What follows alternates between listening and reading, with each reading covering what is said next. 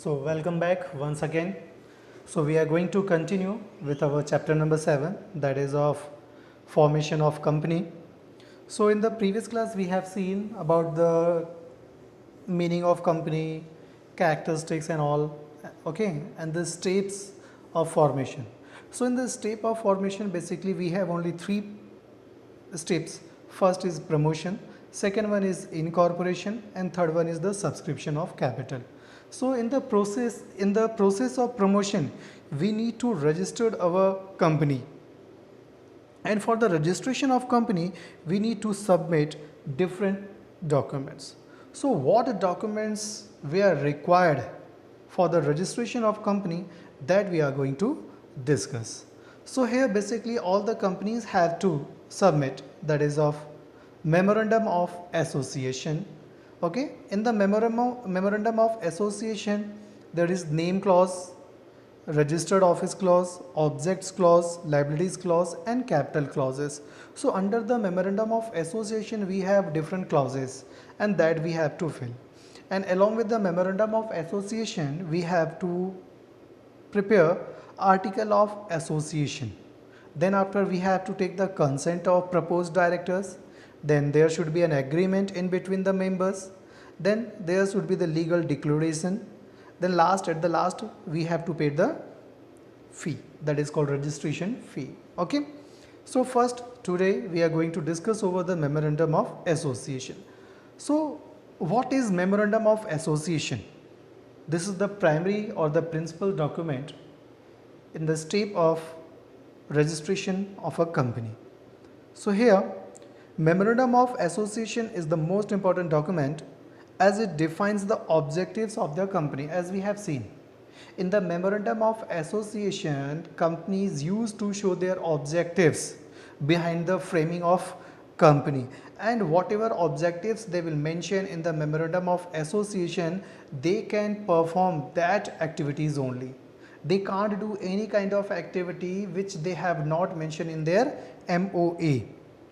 Okay, no company can illegally undertake activities that are not contained in its MOA. Okay, so here we have different clauses or the subsections that we are going to discuss. So first we have name clause. Name clauses state that according to this point, at the time of registration of company we have to clearly mention the name of company, which should not be similar or equal to the other company's name. Okay, if it's happen, in that case company registrar can cancel our registration process. So let's discuss one by one. So in the name clause, this clause contains the name of the company with which the company will be known, which has already been approved by the registrar of the companies. Okay, then next, registered office clause. In the registered office clause we have to mention the state where we are going to start that company. At the initial stage we don't have to mention the exact address, but once our registration process will done, at that time we have to clearly mention our registered office. Objectives of objective clauses. So as we have seen, whatever objectives or which type of activities company have to perform in their life, that they have to clearly mention. Other than activities they can't perform. Okay, next we have liabilities clause. Liabilities clause, that is very important because this is only the form of the business organization where the liabilities of their members are limited by the shares taken by them. So this concept we can understand with the help of an example. Suppose if a shareholder has purchased 1000 shares of rupees 10 each. How much shares we have purchased? We have purchased 1000 shares at the rate of 10 each. It means we have to pay just only 10,000 rupees. And we have already paid rupees 6 per share. It means we have already paid 6,000 rupees. Then after we have to pay 1000 multiplied 4 is equal to 4000 rupees. सो अगर business में कभी कुछ loss होता है, extreme losses और the worst condition of the business organisation, then in that case we are liable only for that 4,000 our remaining shares only. Okay, so this is of the liability clause. The next, capital clauses. What will be the minimum and maximum capital in the company, and how much capital shareholders will take as a equity share, as a honor, that we have to mention. After the memorandum of association, next and the very important thing, that is of article of association. With the memorandum of association, we deal with the outside parties, outsiders. Okay, with the external environment, we deal with the help of MOA, memorandum of association. Along with the memorandum of association, we have article of association, that is quite different from the memorandum of association. So what is article of association? Article of associations are the rules regarding the internal management of a company. Remember, MOA, that is for the external management, managerial activities, and AOA, that is of article of association, that is for internal management of company. These rules are subsidiary to the memorandum of association and hence should not contradict or exceed anything stated in the memorandum of association. So whatever point, topic, contents we have mentioned in memorandum of association, it should not be crossed under the article of association. The article of a company shall be in respective form, okay, shall be in respective form as specified in table. All the companies, basically in the company law, we have different tables, table F, table G, table H, table I, and table J, and each and every company have to follow these tables to prepare their article of association, because each and every company, they prepare their own article of association. Okay, companies are free to make their own article of association, which may be contrary to the clauses of table F, G, H, I, J, and in that case article of association as adopted by the company shall apply. So companies can prepare their own article of association, or they can follow all the rules or regulation which has been given in table F, G, H, I, and J.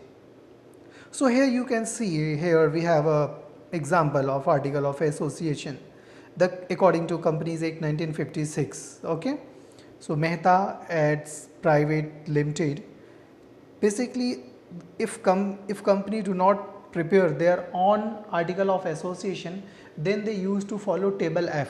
Previously they followed table A, but right now they have to follow table F. Okay, the regulation contained in table A in the first schedule of the Companies Act 1956. In the Companies Act 1956, they have mentioned some points and all the company have to follow. It was previously it was according to table A, but right now they have to prepare this according to table F. Okay, table A, that is for memorandum of association of a company limited by shares. Table B, memorandum of association we can use for the companies limited by guarantee and not having shares capital. Table C we have, that is for the company limited by guarantee and not having shares capital. Table D, that is for unlimited company and not having shares capital. Table E, that is of unlimited company having shares capital. Okay, this is for the information purpose. Then table F, that is for accounting limited, a company limited by the shares. So previously there was table A, but here we have to use table F, because if we are going to talk about the company, so basically here we use only the limited by shares companies. Okay, so that is of table F. Table G, that is for limited by guarantee and having shares capital.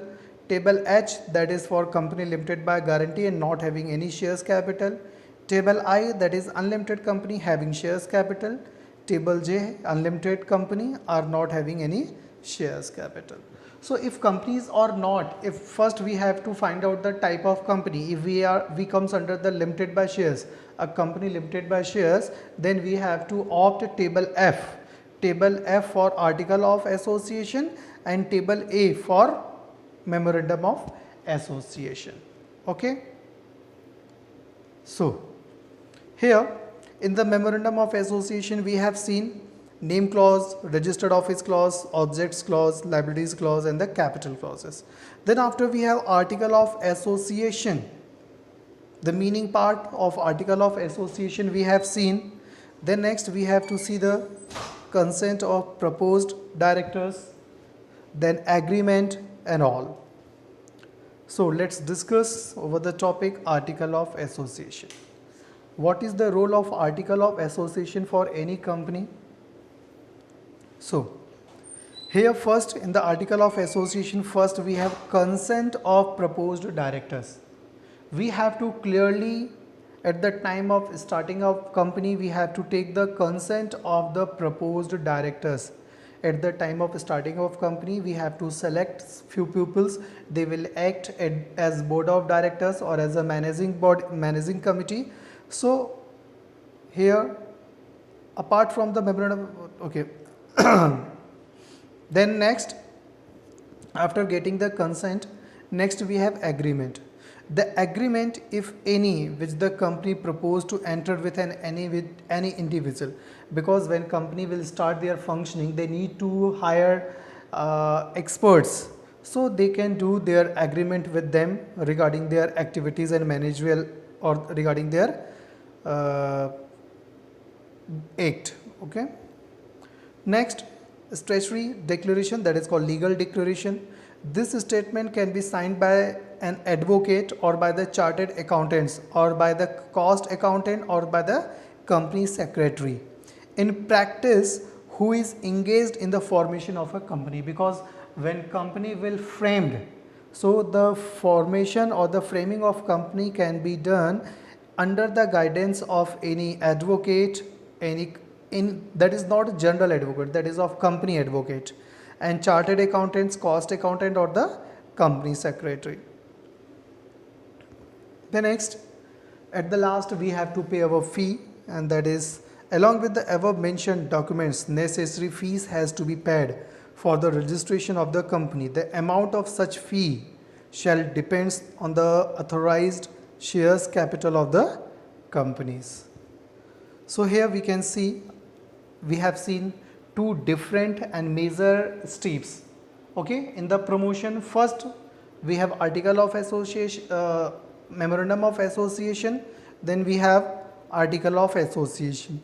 After that, after the promotion step, we have incorporation. So what is incorporation? That we have to see.